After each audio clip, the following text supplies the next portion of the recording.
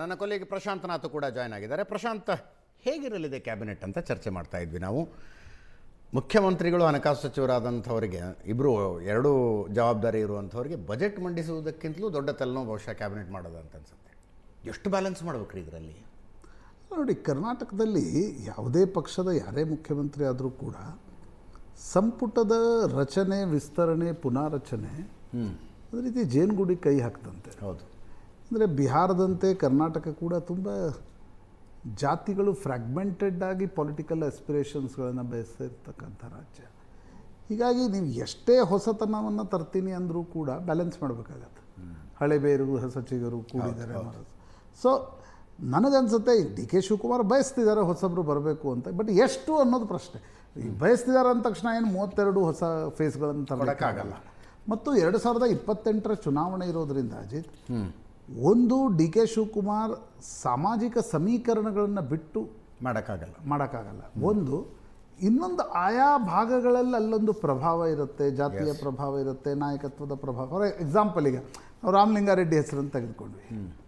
ನೀವು ರಾಮಲಿಂಗಾರೆಡ್ಡಿಯನ್ನು ತೆಗೆದ್ರೆ GBA ಚುನಾವಣೆಯನ್ನು ಹ್ಯಾಂಡಲ್ ಮಾಡೋರು ಯಾರು? ಬೆಂಗಳೂರು ದಕ್ಷಿಣದಲ್ಲಿ ಕರೆಕ್ಟ್. ಅವ್ರನ್ನ ಅಸಮಾಧಾನಿತರಾಗಿ ಮನೆಯಲ್ಲಿ ಕೂರಿಸಿದ್ರೆ. ಸೊ GBA ಚುನಾವಣೆಯ ಕಾರಣದಿಂದ ನನಗನ್ಸುತ್ತೆ ಬೆಂಗಳೂರಿನಲ್ಲಿ ಕೃಷ್ಣ ಬೈರೇಗೌಡ, ರಾಮಲಿಂಗಾರೆಡ್ಡಿ, ಈಗ ಮುಸ್ಲಿಂ ಸಮುದಾಯದಲ್ಲಿ ಈಗ ಜಮೀರ್ ಅಹಮದ್ ಖಾನ್ ಬದಲಿಗೆ ಹ್ಯಾರಿಸ್ ತೆಗೆದುಕೊಂಡು ಬಂದರೆ ಜಮೀರ್ ಏನು ಮಾಡ್ತಾರೆ? ಇವೆಲ್ಲವೂ ಪ್ರಶ್ನೆಗಳಿವೆ ಬೆಂಗಳೂರಿಗೆ ಸೀಮಿತವಾಗಿ ನೋಡಿದಾಗ. ಹೊರಗಡೆಯಿಂದ ಕೂಡ ನೀವು ಕಾಂಗ್ರೆಸ್ನ ವೋಟ್ ಬ್ಯಾಂಕ್ನ ಕಾಂಟ್ರಾಸ್ಟ್ ಲೀಡರ್ ಆಗಿ ಡಿ ಕೆ ಶಿವಕುಮಾರ್ ಬರ್ತಿದ್ದಾರೆ.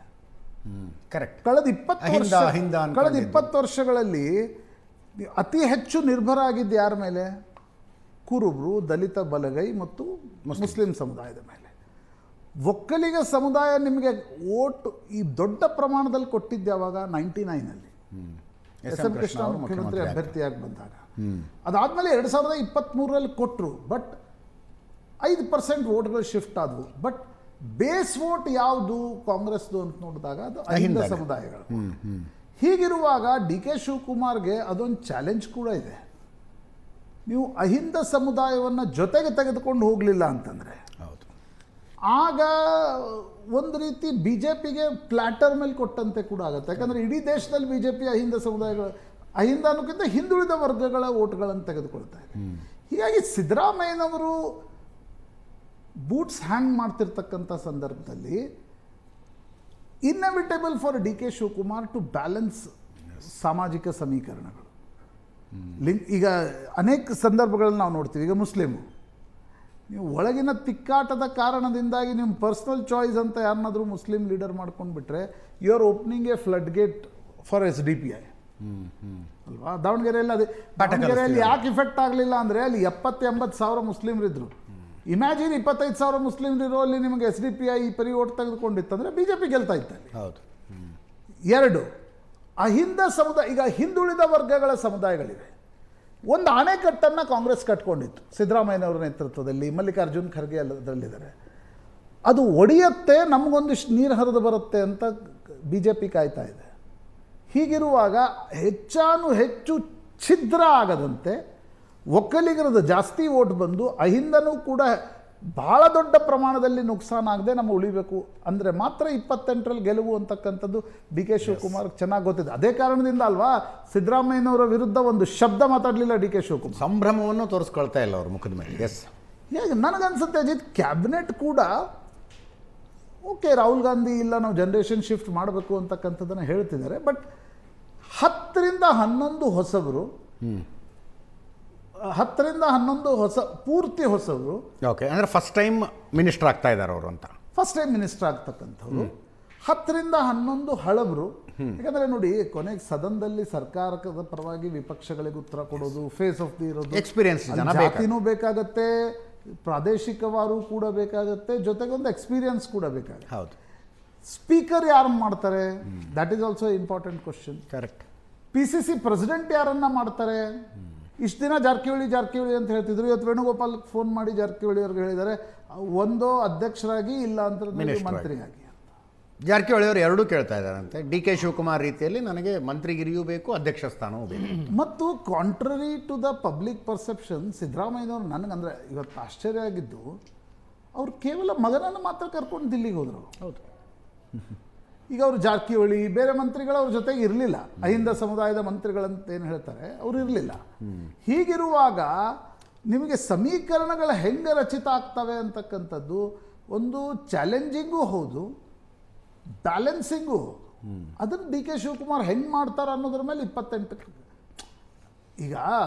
ಈಗ ನೋಡಿ ಯಡಿಯೂರಪ್ಪನವ್ರು ಬಂದ್ರಪ್ಪ ಮುಖ್ಯಮಂತ್ರಿ ಆಗಿ ಬಂದರು, ಅವ್ರದ್ದೇ ಸಮುದಾಯದ 70% ವೋಟ್ ಅವ್ರಿಗೆ BJPಗೆ ಬರ್ತಾ ಇತ್ತು. ಕರೆಕ್ಟ್. ಹಾಗಾಗಿ ಸಚಿವರು ಯಾರಾಗ್ತಾರೆ ಅನ್ನೋದು ಬಹಳ ದೊಡ್ಡ ಇಫೆಕ್ಟ್. ಲಿಂಗಾಯತ ಸಚಿವರು ಯಾರಾಗ್ತಾರೆ ಅನ್ನೋದು ಅಷ್ಟು ಚರ್ಚೆ ಆಗ್ತಿರಲಿಲ್ಲ. ಈಗ ಕುಮಾರಸ್ವಾಮಿ ಮುಖ್ಯಮಂತ್ರಿ ಆಗಿರ್ತಿದ್ರು. ಕುಮಾರಸ್ವಾಮಿ ಅವರ ಮಂತ್ರಿಮಂಡಲದಲ್ಲಿ JDSನವರು 70% ಒಕ್ಕಲಿಗರ ಮಂತ್ರಿ ಆಗ್ತಿದ್ರು. ಹೌದು. ಅವ್ರು BJP ಜೊತೆ ಮೈತ್ರಿ ಮಾಡಲಿ ಅಥವಾ ಕಾಂಗ್ರೆಸ್ ಜೊತೆ ಮೈತ್ರಿ ಮಾಡಲಿ ಫರಕ್ ಬೀಳ್ತಿರ್ಲಿಲ್ಲ. ಯಾಕಂದರೆ ಅವರ ಪ್ರಭಾವ ಕೇವಲ ಒಕ್ಕಲಿಗ ಭಾಗದಲ್ಲಿದೆ. ಡಿ ಕೆ ಶಿವಕುಮಾರ್ದು ಹಾಗಲ್ಲ. ಹಳೆ ಮೈಸೂರಿನಲ್ಲಿ ಒಂದು JDS ಅನ್ನು ಡೆಸಿಮೇಟ್ ಮಾಡಬೇಕು, ಒಕ್ಕಲಿಗರ ಓಟ್ ತೆಗೆದುಕೊಳ್ಬೇಕು, ಜೊತೆಗೆ ಈಗ ಕಾಂಗ್ರೆಸ್ಸಿಗೆ ಬರ್ತಾ ಇರತಕ್ಕಂಥ ನಾನ್ ಒಕ್ಕಲಿಗ ಓಟ್ಸ್ ಅನ್ನ ಹೆಚ್ಚು ರಿಟೈನ್ ಪ್ರಯತ್ನ ಮಾಡಿ. ಇನ್ನೊಂದು ಕಡೆ ಲಿಂಗಾಯತರನ್ನ ಕೂಡ ಬ್ಯಾಲೆನ್ಸ್ ಮಾಡಿಡಬೇಕು. ಅಹಿಂದ ಸಮುದಾಯದ, ದಲಿತ ಸಮುದಾಯದ ಓಟ್ಗಳು ಬೇಸ್ ಓಟ್ ಆಗಿವೆ, ಮುಸ್ಲಿಂ ಸಮುದಾಯದ ಓಟ್ಗಳು ಬೇಸ್ ಓಟ್ಗಳಾಗಿವೆ. ಅದನ್ನು ಹೆಂಗೆ ಬ್ಯಾಲೆನ್ಸ್ ಮಾಡ್ತಾರೆ ಅನ್ನೋದು ಡಿ ಕೆ ಶಿವಕುಮಾರ್ಗೆ ಇರ್ತಕ್ಕಂಥ ಬಿಗ್ಗೆಸ್ಟ್ ಚಾಲೆಂಜ್. ಮತ್ತು ಅನೇಕ ಬಾರಿ ಅಜಿತ್ ನನಗನ್ಸುತ್ತೆ ಈಗ ಡಿ ಕೆ ಶಿವಕುಮಾರ್ ತುಂಬ ಅಗ್ರೆಸಿವ್ ಇದ್ದಾರೆ. ಹೌದು. ಅಹಿಂದ ಸಮುದಾಯ ಆ ಅಗ್ರೆಸಿವನ್ನು ಹೆಂಗೆ ನೋಡುತ್ತೆ ಅನ್ನೋದು ಕೂಡ very challenging and interesting for you.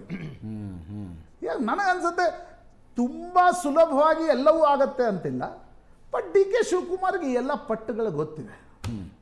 ಹೌದು. ಮತ್ತು ಹೈಕಮಾಂಡ್ ಕೂಡ ನೋಡಿ, ಯಾವುದೇ ಪಾರ್ಟಿಯ ಹೈಕಮಾಂಡ್ ಇರಲಿ ಅಜಿತ್, ಬ್ಲ್ಯಾಂಕೆಟ್ ಚೆಕ್ಕನ್ನು ನಾಯಕರಿಗೆ ಕೊಡಲ್ಲ, ಅವರು ಬ್ಯಾಲೆನ್ಸ್ ಮಾಡ್ತಾರೆ.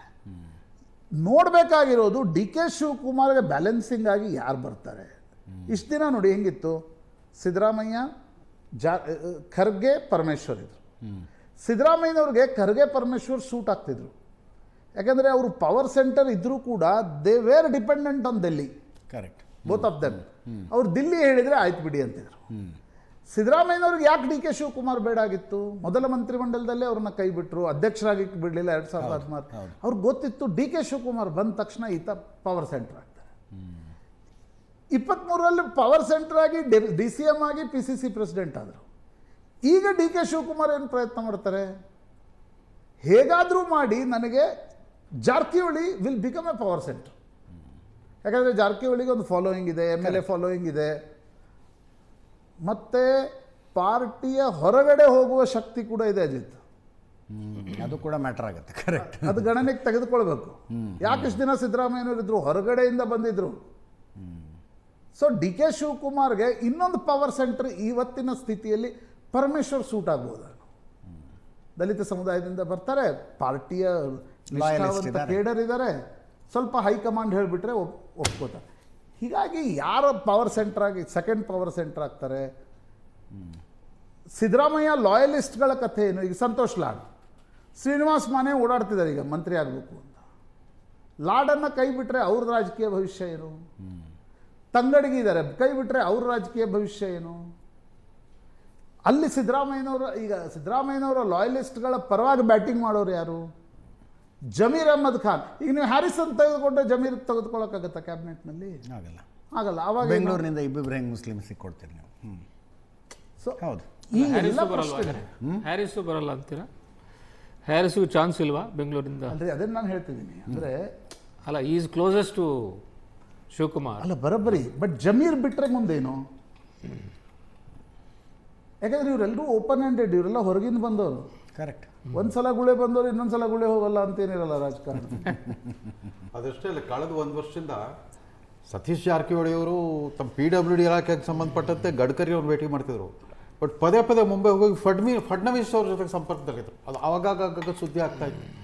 ಹಾಗಾಗಿ ಪ್ರಶಾಂತ್ ಅವರ guess it's not far away from the truth. Satish Jarkiholi ಅವರ ರಾಜಕೀಯದಲ್ಲಿ ಎಂಟ್ರಿ ಕೊಟ್ಟಿದ್ದು ಭಾಳ ಸ್ವಾರಸ್ಯಕರ ಪ್ರಸಂಗ ಇದೆ. ಜಯೇಶ್ ಪಟೇಲ್ ರಾಜಸ್ಥಾನ ಮುಖ್ಯಮಂತ್ರಿ ಆಗಿದ್ದರು, ಅವ್ರು ಪ್ರಧಾನಮಂತ್ರಿ ಆಗಿದ್ರು ದೇವೇಗೌಡರು. ಲೋಕಲ್ ಬಾಡಿ ಎಲೆಕ್ಷನ್ ಬಂತು, ಉಮೇಶ್ ಕತ್ತಿ ಕರ್ಕೊಂಡು ಹೋದ್ರು. ಇವ್ರು ಕೈಲೊಂದು ಸಣ್ಣ ಚೀಲ ಹಿಡ್ಕೊಂಡು ಬಂದಿರಂತೆ ಸತೀಶ್ ಜಾರಕಿಹೊಳಿ. ಸರ್ ಇವರು ಭಾಳ ಡೈನಾಮಿಕ್ ಅದನ್ರಿ ಸರ್, ಇವರು ದೊಡ್ಡ ಸಾಹುಕಾರರು ಕೂಡ, ಒಂದೊಂದು ಓಟಿಗೆ 10,000 ಕೊಟ್ಟಾದರೂ ಗೆಲ್ತಾನ್ರಿ, ನಮಗೊಂದು ಸೀಟ್ ಗೆಲ್ಲಿಸ್ಕೊಡ್ತಾನೆ ರೀ MLC. ಹೌದಾ, ಆಯ್ತು ಹೋಗ್ರಿ ನಾನು ನೋಡೋಣ ಅಂತ ಹೇಳಿ ಹೋದ್ರಂತ. ಸ್ವಲ್ಪ ಆ ಕಡೆ ಹೊರಗೆ ಹೋಗ್ತಾರೆ, ಕತ್ತಿ ಬಾ ಇಲ್ಲಿ ಅಂತ ಕರೆದ. ಕತ್ತಿ ಈಗ ನಿನ್ನಿಂದವ ಕೈಚೀಲ ಹಿಡ್ಕೊಂಡು ಬಂದಾನ, ಅವಾಗ ಓಟಿಗೆ 10,000 ಕೊಟ್ಟು ಗೆದ್ದು ಬಂದ ಮೇಲೆ ನೀನು ಅವನಿಂದ ಕೈಚೀಲ ಹಿಡ್ಕೊಂಡು ಓಡಾಡ್ಬೇಕಾಗತ್ತಂತ ಭವಿಷ್ಯ ಹೇಳಿದ್ರ ಸತೀಶ್ ಜಾರಕಿಹೊಳಿ ಬಗ್ಗೆ ಆ ಕಾಲದಲ್ಲಿ. ಅವ್ರದ್ದೇ ಒಂದು ವಿನೋದ ಪ್ರಜ್ಞೆ ಹೇಳಿದ್ರ ಸತೀಶ್ ಜಾರಕಿಹೊಳಿಯ ಎಮಿನೆಂಟ್ ಗ್ರೋತ್ ಇದೆ, ಅದು ಬಹಳ ಆಶ್ಚರ್ಯಕರ. ಆಮೇಲೆ ಅಷ್ಟೇ ಅಲ್ಲ, ಮೊನ್ನೆ ಬಾಗಲಕೋಟೆ ಉಪಚುನಾವಣೆ ಉದ್ದಕ್ಕೂ ಅವ್ರು ಯಾವ ರೀತಿ ತಯಾರಿ ಮಾಡ್ಕೊಂಡ್ಬಿಟ್ಟಿದ್ದಾರೆ ಅಂದರೆ, ಮುಂದಿನ ಅಸೆಂಬ್ಲಿ ಚುನಾವಣೆಗೆ ತಮ್ಮ ಪುತ್ರ ರಾಹುಲ್ನ ಬಾಗಲಕೋಟೆಗೆ ಯಾವ್ದಾದ್ರು ಒಂದು ಕ್ಷೇತ್ರದಿಂದ ನಿಲ್ಲಿಸಬೇಕು ಅನ್ನೋಷ್ಟರ ಮಟ್ಟಿಗೆ ತಯಾರಿ ಮಾಡ್ಕೊಂಡಿದ್ದಾರೆ ಬೇರೆ ಮಟ್ಟದಲ್ಲಿ. ಈಗಾಗಲೇ ಅವ್ರ ಮನೇಲಿ 3 ಜನ MLA, ಒಬ್ರು MLC, ಒಬ್ರು MP. ಈಗ ಇನ್ನೊಬ್ಬ ತಮ್ಮ ಮಗನ ಕೂಡ ಅಲ್ಲಿ MLA ಮಾಡುವಷ್ಟು ಅಷ್ಟೊಂದು ಮುಂದಾಲೋಚನೆ ಇದೆ ಸತೀಶ್ ಜಾರಕಿಹೊಳಿ. ಡಿ ಕೆ ಶಿವಕುಮಾರ್ಗೆ ಎಷ್ಟು ಫ್ರೀ ಹ್ಯಾಂಡ್ ಸಿಗುತ್ತೆ ಅಂತ ಅನ್ಸುತ್ತೆ ನಿಮಗೆ ಪ್ರಶಾಂತ್? ಅದೇ ರಾಷ್ಟ್ರೀಯ ಪಾರ್ಟಿಯಲ್ಲಿ ಒಬ್ಬ ಮುಖ್ಯಮಂತ್ರಿಗೆ ಎಷ್ಟು ಫ್ರೀ ಹ್ಯಾಂಡ್ ಸಿಗುತ್ತೆ ಅಷ್ಟು ಫ್ರೀ ಹ್ಯಾಂಡ್ ಸಿಕ್ಕೇ ಸಿಗುತ್ತೆ. ಬಟ್ ಚುನಾವಣೆ ಗೆದ್ದ ಮೇಲೆ ಏನು ಫ್ರೀ ಹ್ಯಾಂಡ್ ಸಿಗುತ್ತಲ್ಲ, ಅನ್ಕಂಪೇರಬಲ್. ಹೌದು, ಆಗ ಹೈಕಮಾಂಡ್ನ ಪ್ರಭಾವ 30 ಇರುತ್ತೆ, ಇಲ್ಲಿ 70 ಇರುತ್ತೆ. ಈಗ ನನಗನ್ಸುತ್ತೆ ಒಂದು 50-50, 40-60. ಯಾಕಂದರೆ ಓಕೆ, ಡಿ ಕೆ ಶಿವಕುಮಾರ್ ಕೇವಲ ಹೈಕಮಾಂಡ್ ಬ್ಯಾಲೆನ್ಸ್ ಮಾಡೋದಲ್ಲ, ಸಿದ್ದರಾಮಯ್ಯ ಬ್ಯಾಲೆನ್ಸ್ ಮಾಡಬೇಕು, ಮಲ್ಲಿಕಾರ್ಜುನ್ ಖರ್ಗೆ ಅವ್ರನ್ನ ಬ್ಯಾಲೆನ್ಸ್ ಮಾಡಬೇಕು, ಸಮುದಾಯಗಳನ್ನ ಬ್ಯಾಲೆನ್ಸ್ ಮಾಡಬೇಕಲ್ಲ. ಹೌದು, ಎಲ್ಲ ಸಮುದಾಯಗಳಿಗೆ ಪ್ರಾತಿನಿಧ್ಯವನ್ನು PCC ಅಧ್ಯಕ್ಷರು ಯಾರು ಆಗಬೇಕು ಅನ್ನೋದರಲ್ಲಿ ಡಿ ಕೆ ಶಿವಕುಮಾರ್ ಸೇ ಎಷ್ಟಿರುತ್ತೆ ಅಂತ. ದಟ್ ಈಸ್ ವೆರಿ ಇಂಟ್ರೆಸ್ಟಿಂಗ್ ಅನ್ಸುತ್ತೆ ನನಗೆ. ಅದು ನಿಮ್ಗೆ ಗೊತ್ತಾಗುತ್ತೆ ಡಿ ಕೆ ಶಿವಕುಮಾರದ ಪ್ರಭಾವ ಹೈಕಮಾಂಡ್ ಮೇಲೆ, ಮುಖ್ಯಮಂತ್ರಿ ಆದಮೇಲೆ ಹೈಕಮಾಂಡ್ ಏನು ಬಯಸ್ತಾ ಇದೆ ಅನ್ನೋದು. ಒಂದಂತರೂ ನಿಶ್ಚಿತ, ಹೈಕಮಾಂಡ್ ಡಿ ಕೆ ಶಿವಕುಮಾರನ್ನು ಮುಖ್ಯಮಂತ್ರಿ ಮಾಡಲೇಬೇಕು ಅನ್ನೋ ತೀರ್ಮಾನವನ್ನು ತೆಗೆದುಕೊಂಡಿತ್ತು. ಹೌದು, ಈ ರೀತಿಯ ತೀರ್ಮಾನಗಳನ್ನು ಎಲ್ಲೂ ಎಕ್ಸಿಕ್ಯೂಟ್ ಮಾಡ್ಲಿಕ್ಕೆ ಹೈಕಮಾಂಡ್ಗೆ ಸಾಧ್ಯ ಆಗಲಿಲ್ಲ. ಸಚಿನ್ ಪೈಲಟ್, TN ಸಿಂಗ್ದೇವ್, ಜ್ಯೋತಿರಾದಿತ್ಯ ಸಿಂಧಿಯಾ ಎಲ್ಲೂ ಎಕ್ಸಿಕ್ಯೂಟ್ ಮಾಡ್ಲಿಕ್ಕೆ ಆಗಲಿಲ್ಲ. 3 ರಾಜ್ಯದಲ್ಲಿ ಅಧ್ವಾನನೇ ಆಗಿದ್ದು, ಮುಂದಿನ ಚುನಾವಣೆಯಲ್ಲಿ ಸೋತಿದ್ದೆ. ಡಿ ಕೆ ಶಿವಕುಮಾರ್ ಇಲ್ಲಿ ವಿಷಯ ಯಶಸ್ವಿಯಾಗಿ ಮಾಡಿದ್ರು. ನನಗನ್ಸುತ್ತೆ ಅಜಿತ್, ಹೇಮಂತ್ ಬಿಸ್ವಾಸ್ ಶರ್ಮಾ ಇವೆಲ್ಲ ಪ್ರಕರಣಗಳನ್ನು ನೋಡಿದ ನಂತರ ಹೈಕಮಾಂಡ್ಗೂ ಅನ್ಸಿರ್ಬೋದು, ಒಂದು ಸಿದ್ದರಾಮಯ್ಯನವ್ರನ್ನ ಕಳ್ಕೋಬೇಕು, ಇಲ್ಲ ಡಿ ಕೆ ಶಿವಕುಮಾರ್ನ ಕಳ್ಕೋಬೇಕು. ಸಿದ್ದರಾಮಯ್ಯನವರು 8 ವರ್ಷ ಮಾಡಿದ್ದಾರೆ, ಅವ್ರನ್ನ ಕೆಳಗಿಳಿಸೋದು ಒಳ್ಳೆಯದು, ಡಿ ಕೆ ಶಿವಕುಮಾರ್ನ ಕಳ್ಕೊಳ್ಳೋದು ಬೇಡ ಅನ್ನೋ. ಹೀಗಾಗಿ ಈಗ ಮುಖ್ಯಮಂತ್ರಿ ಸ್ಥಾನ ಸಿಕ್ಕಿದೆ. ಡಿ ಕೆ ಶಿವಕುಮಾರ್ ಕೂಡ ಹೈಕಮಾಂಡನ್ನು, ಜಾತಿಗಳನ್ನು, ನಾಯಕರನ್ನು ಬ್ಯಾಲೆನ್ಸ್ ಮಾಡಿಯೇ ಯಾರು ಕರ್ಣಧಾರತ್ವವನ್ನು ವಹಿಸ್ತಾರೆ ಅವರು ಇದನ್ನು ಮಾಡಲೇಬೇಕು. ಹೌದು, ನೋಡಿ, ಅವರಿಗೆ ಕ್ಯಾಬಿನೆಟ್ ಫಾರ್ಮೇಷನ್ 28ಕ್ಕೆ ಏನು ಅನ್ನೋದು ಭಾಳ ಮುಖ್ಯ.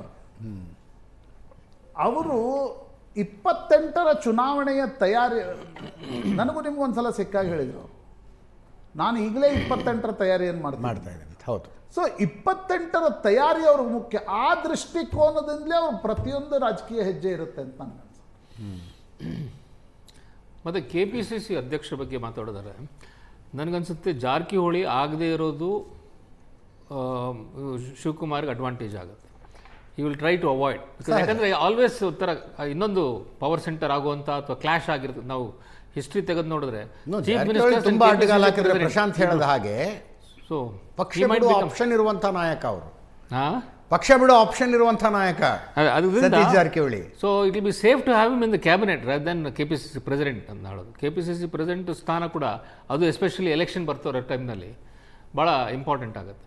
ಸೊ ಸ್ವಲ್ಪ somebody who is a little junior, not so politically ಏನೋ ಪವರ್ಫುಲ್ ಅಂಥವ್ರನ್ನ ನೋಡ್ಬೋದು. ನನಗನ್ಸುತ್ತೆ ಯಾರಾದರೂ ಲಿಂಗಾಯತರನ್ನು ಮಾಡ್ಬೋದು. ಲಿಂಗಾಯತರು ಪಾಸಿಬಲ್, ಸಾಧ್ಯನೇ ಇಲ್ಲ ಅನ್ಸುತ್ತೆ. ಯಾಕೆ ಸರ್? ಅಲ್ಲ ಸರ್, ಬ್ಯಾಲೆನ್ಸ್ ಮಾಡಬೇಕಲ್ಲ ಸರ್. ಮುಖ್ಯಮಂತ್ರಿಯಾಗಿ ಒಕ್ಕಲಿಗರಿರುವಾಗ KPCC ಅಧ್ಯಕ್ಷರಾಗಿ ಲಿಂಗಾಯತರು ಬ್ಯಾಲೆನ್ಸ್ ಮಾಡಲಿ ಬೇಡ. ಮೊದಲೇ ಒಬ್ಬ ಅಹಿಂದ ಮುಖ್ಯಮಂತ್ರಿಯನ್ನ ಸ್ಥಾನದಿಂದ ಕೆಳಗಿಳಿಸಿರುವ ಸಂದರ್ಭದಲ್ಲಿ ಒಂದು ವೇಳೆ ಅಹಿಂದ ಅಧ್ಯಕ್ಷರಾದರೆ ನಿಮ್ಗೆ DCM ಮಾಡುವ ಅವಶ್ಯಕತೆ ಇಲ್ಲ, ಅನಿವಾರ್ಯತೆ ಬೀಳಲ್ಲ. ಈಗ ಉಪಾಧ್ಯಾಯರು ಹೇಳದಂತೆ ಬೇರೆ ಸಮುದಾಯ ಯಾರನ್ನಾದ್ರೂ ಮಾಡಿದರೆ ಅಧ್ಯಕ್ಷರಾಗಿ, ಅವಾಗ ಅಹಿಂದದವರು ಫುಲ್ DCM ಇಬ್ರು ಬೇಕೇ ಬೇಕಾಗತ್ತೆ. ಎಸ್, DCMನ ಲೆಕ್ಕಾಚಾರ ಏನು? ಅಫ್ಕೋರ್ಸ್ ಮುಖ್ಯಮಂತ್ರಿಗಳಿಗೆ ಯಾರು DCM ಇರೋದು ಬೇಕಾಗಿಲ್ಲ. ನನಗನ್ಸುತ್ತೆ ಮಾಡೇ ಮಾಡ್ತಾರೆ, ಒಂದಿಬ್ಬರು ಮಾಡಲೇಬೇಕಾಗುತ್ತೆ. ಯಾರನ್ನು ಮಾಡ್ತಾರೆ ಅನ್ನೋದು ಭಾಳ ಮುಖ್ಯ. ಮತ್ತು ಡಿ ಕೆ ಶಿವಕುಮಾರ್ ನನಗೆ ಬಂದಿರತಕ್ಕಂಥ ಮಾಹಿತಿಯ ಪ್ರಕಾರ DCM ಅವಾಯ್ಡ್ ಮಾಡ್ತಿದ್ದಾರೆ. ಅಫ್ಕೋರ್ಸ್ ಅವ್ರಿಗನ್ಸುತ್ತೆ ಯಾರನ್ನ DCM ಮಾಡಿದ್ರು ಹಾರ್ಟ್ ಬರ್ನ್ ಆಗ್ತವೆ, ಜಗಳ ಆಗ್ತವೆ. ಈಗ ಫಾರ್ ಎಕ್ಸಾಂಪಲ್, ನೀವು ಜಾರಕಿಹೊಳಿ ಅಧ್ಯಕ್ಷರಾಗಿ ಪ್ರಿಯಾಂಕ್ ಖರ್ಗೆ ಹೆಸರನ್ನು ಮಲ್ಲಿಕಾರ್ಜುನ್ ಖರ್ಗೆ ಅವರು ಮುಂದೆ ಮಾಡಿದ್ರು ಅಂತ ಅಂದ್ಕೊಂಡು, ಪರಮೇಶ್ವರ್ಗೆ ಏನು ಮಾಡ್ತೀರಿ? ಹೌದು, ಎಚ್ ಸಿ ಮಾದೇವಪ್ಪ ಅವ್ರಿಗೇನು? ಎಚ್ ಸಿ ಮಾದೇವಪ್ಪ ಬಹುಶಃ ಕ್ಯಾಬಿನೆಟ್ನಲ್ಲಿ ಬರೋದು ಕಷ್ಟ ಅನ್ಸುತ್ತೆ ನನಗೆ. ಯಾಕೆಂದರೆ 23ರಲ್ಲೇ ಹೈಕಮಾಂಡ್ ಎಚ್ ಸಿ ಮಾದೇವಪ್ಪ ಹೆಸರನ್ನು ಬೇಡ, ನೀವು 24ಕ್ಕೆ ಚುನಾವಣೆಗೆ ನಿಲ್ಲಬೇಕು ಅಂತ ಹೇಳಿತ್ತು. ಇವ್ರು ಚುನಾವಣೆಗೆ ನಿಲ್ಲಿಸದೆ ಮಗನನ್ನು ಚುನಾವಣೆಗೆ ನಿಲ್ಲಿಸಿದ್ರು. ಸೊ ಬೇರೆ ಈಗ ಮುಸ್ಲಿಮ್ನಲ್ಲಿ DCM ಮಾಡಿದರೆ ಜಮೀರ್ ಅಹ್ಮದ್ ಖಾನ್ರನ್ನ ಬಿಟ್ಟು ಇನ್ಯಾರನ್ನ ಮಾಡ್ತೀರಿ ಡಿ ಸಿ ಎಮ್ಮು? ಜಮೀರ್ ಅಹ್ಮದೇ. ಮುಸ್ಲಿಂ ಸಮುದಾಯದ ಹೌದು. ಒಂದು ಈಗ ಲಿಂಗಾಯತ್ ಸಮುದಾಯದಲ್ಲಿ ಮಾಡಬೇಕು. ಅಲ್ಲಿ ಈಶ್ವರ್ ಖಂಡ್ರೆ ಕಾಯ್ತಾ ಕೂತಿದ್ದಾರೆ, ನಾನು ಡಿ ಕೆ ಶಿವಕುಮಾರ್ಗೆ ಬೆಂಬಲ ಕೊಟ್ಟಿದ್ದೀನಿ, ನನಗೆ ಡಿ ಸಿ ಎಮ್ ಮಾಡಿ ಅಂತ. ಇಲ್ಲಿ ಎಂ ಬಿ ಪಾಟೀಲ್ರನ್ನ ನೀವು ಡಿ ಸಿ ಎಮ್ ಮಾಡದೇ ಹೋದರೆ ಹೌದು, ಮುಂಬೈ ಕರ್ನಾಟಕದಲ್ಲಿ ಅದರ ಮೆಸೇಜ್ ಏನು? ಲಕ್ಷ್ಮಣ್ ಸವದಿಗೆ ಬಂದಿದ್ದಾರೆ ಈಗ ಬೇರೆ ಪಾರ್ಟಿಯಿಂದ, 3 ವರ್ಷ ಕಾದ್ರವರು. ಹೌದು. ಈಗ ನೀವು ಅವ್ರನ್ನ ಮಂತ್ರಿ ಮಾಡ್ತೀರಾ ಅಥವಾ ಲಕ್ಷ್ಮೀ ಹೆಬ್ಬಾಳ್ಕರ್ನ ಮಂತ್ರಿ ಮಾಡದೆ ಹೋದರೆ? Lakshmi Hebbalkar is a loyalist. Correct. Vinay ಕುಲಕರ್ಣಿಯ ಪ್ರೆಷರ್ ಇಲ್ಲ. ವಿಜಯಾನಂದ್ ಕಾಶ್ಯಪ್ನವ್ರು ಮೊನ್ನೆ ಡಿ ಕೆ ಶಿವಕುಮಾರ್ 23ರಲ್ಲಿ ಹೈಕಮಾಂಡ್ ಬಳಿ ಹೋದಾಗ ಇಬ್ಬರೇ ಹೋಗಿದ್ರು ಡಿ ಕೆ ಶಿವಕುಮಾರ್ ಜೊತೆ, ಒಬ್ಬರು ವಿಜಯಾನಂದ್ ಕಾಶ್ಯಪ್ನವರು, ಇನ್ನೊಬ್ರು ವಿನಯ್ ಕುಲಕರ್ಣಿ. ಈಗ ನೀವು ವಿಜಯಾನಂದ್ ಕಾಶ್ಯಪ್ನವ್ರನ್ನ ಅವ್ರನ್ನೇನು ಮಾಡ್ತೀರಿ? ಮಂತ್ರಿ ಮಾಡ್ತಿರೋ ಇಲ್ವೋ? ಸೊ ಈ ಪ್ರೆಷರ್ ಡಿ ಕೆ ಶಿವಕುಮಾರ್ಗೂ ಇರುತ್ತೆ. ಇದು ಯಾವ ಮುಖ್ಯಮಂತ್ರಿಗಳನ್ನು ಬಿಟ್ಟದ್ದಲ್ಲ. ಇದು ಯಾಕೆ ಈಗ ಮುಖ್ಯ ಆಗುತ್ತೆ ಅಂದರೆ 23ರಲ್ಲಿ ಇದು ಭಾಳ ಮುಖ್ಯ ಇರಲಿಲ್ಲ, ಜಸ್ಟ್ ಅಧಿಕಾರಕ್ಕೆ ಬಂದಿದ್ರು. ಈಗ ಯಾಕೆ ಮುಖ್ಯ ಆಗುತ್ತೆ? ನೀವು ಲೀಡರ್ಶಿಪ್ ಚೇಂಜ್ ಮಾಡಿದಿರಿ, ಹೌದು. ನೀವು ಸೋಷಿಯಲ್ ಸಮೀಕರಣಗಳ ಬದಲಾವಣೆ ಆಗ್ತಾ ಇವೆ. 28ರ ಚುನಾವಣೆ ಬರ್ತಾ ಇದೆ. So every one is important, every one is ಏನಂತಾರೆ ಅನಿವಾರ್ಯ ಕೂಡ ಹೌದು. ಹೆಂಗೆ ಅವ್ರನ್ನ ಬ್ಯಾಲೆನ್ಸ್ ಮಾಡ್ತೀರಿ, ಅದು ಡಿ ಕೆ ಶಿವಕುಮಾರ್ಗೆ ಇರ್ತಕ್ಕಂಥ ಫಸ್ಟ್ ಚಾಲೆಂಜ್. ಎಸ್.